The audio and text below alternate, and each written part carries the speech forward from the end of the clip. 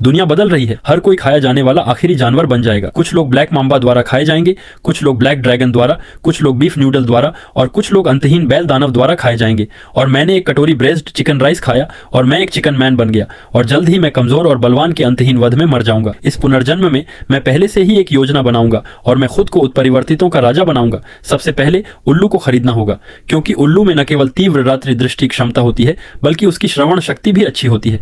इसके अलावा इसमें एक कमजोर विद्युत स्पंदन भी होता है। ये 800 वोल्ट से अधिक का विद्युत दबाव छोड़ सकता है। पुनर्जन्म से पहले एक विशेष रूप से शक्तिशाली विद्युत स्पंदन वाला व्यक्ति था, जैसे एक गरजता हुआ झोंबी। फिर मालिक ने कंप्यूटर का उपयोग करके उस असाधारण प्राणी को खोजा। चींटियों के एक झुंड ने सबसे पहले उसका ध्यान आकर्षित किया। छोटी चींटियां अपने से 400 गुना भारी चीज पर हमला कर सकती हैं, लेकिन अगर चुनना ही पड़े तो बेशक बुलेट चींटी ही होगी, क्योंकि बुलेट चींटी पंखों वाले जीवों की एक अनोखी प्रजाति है और दुनिया के 10 सबसे जहरीले जीवों में गिनी जाती है। ताकत और गति में कोई कमी नहीं है, लेकिन पचने के बाद इसकी रोग प्रतिरोधक क्षमता बहुत कमजोर हो जाती है। एक छोटी सी चोट भी जानलेवा हो सकती है। मुझे अपने शरीर को इतना कठोर बनाने का तरीका खोजना होगा कि मैं इसका सामना कर सकूं। सबसे मजबूत रक्षाशील जीव निस्संदेह जल भालू कीट है। आपको पता ही होगा, जल भालू कीट एक ऐसा जीव है जो सूरज के फटने पर ही जीवित रह सकता है और जल भालू कीट पूरी दुनिया में पाया जाता है। इसे आसानी से प्राप्त किया जा सकता है, लेकिन समस्या यह है कि अगर जल भालू कीट मरता नहीं है तो वह अंतरिक्ष में भी जीवित रह सकता है। मैं उन्हें कैसे मारूं?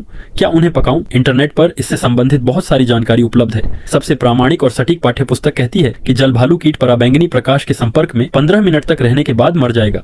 इसके अलावा उच्च तापमान वाली भाप या आग से भी इसे बुझाया जा सकता है। यह जानकारी मिलने के बाद अपराधी ने तुरंत कार्रवाई शुरू कर दी। अभी भी 3 दिन बाकी हैं। अगर आप अपनी किस्मत बदलना चाहते हैं तो आपको कुछ सेकंड के लिए लड़ना होगा और अपने लिए एक बढ़िया भोजन तैयार करना होगा। फिर अपराधी खेत से होते हुए जंगल में काई इकट्ठा करने चला गया। जब उसने बहुत सारी काई इकट्ठा कर ली तो वह अचानक अपने सामने 10 सेंटीमीटर लंबे घास के मैदान पर चढ़ गया। रुको 1 मिनट, मुझे याद आया कि इस चीज में बहुत अधिक जीवन शक्ति और स्वयं को ठीक करने की क्षमता है और यह स्वयं पुनर्जीवित हो सकती है। अगर यह मुझ पर असर कर सकती है तो मैं सचमुच अजेय हूँ। जल्द ही अपराधी ने अपनी जरूरत का सामान इकट्ठा किया और घर जाकर इस काई को उगाने लगा। फिर वह मोटरसाइकिल से मॉल गया और पराबैंगनी प्रकाश खरीदा। अगर पहले मुझसे संपर्क करने वाले कई इंटरनेट उपयोगकर्ता मेरे साथ सहयोग करने को तैयार हैं, तो मैं पानी के भालू के कीड़े से मारा जा सकता हूँ। इन सब कामों के बाद रात काफी हो चुकी थी। अपराधी अंधेरा होने से पहले स्कूल गया और एक माइक्रोस्कोप उधार लिया और कुछ गर्म कप और ठंडे पेय पदार्थ, साथ ही प्रयोग में न आने वाली जरूरी चीज एवं भी ले ली। इंटरनेट के अनुसार उसने काई के एक बढ़े हुए टुकड़े को एक साफ प्लेट में लपेटा और फिर काई को पानी में भिगोकर पानी निचोड़कर फिल्म पर टपकाया और माइक्रोस्कोप से उसकी जांच की। मेरे पास तैयारी के लिए 3 दिन है। मैं अपना अधिकांश समय उस जलभृत कीट पर नहीं बिता सकता जिसके बारे में मुझे पता ही नहीं है कि वह प्रभावित हो सकता हो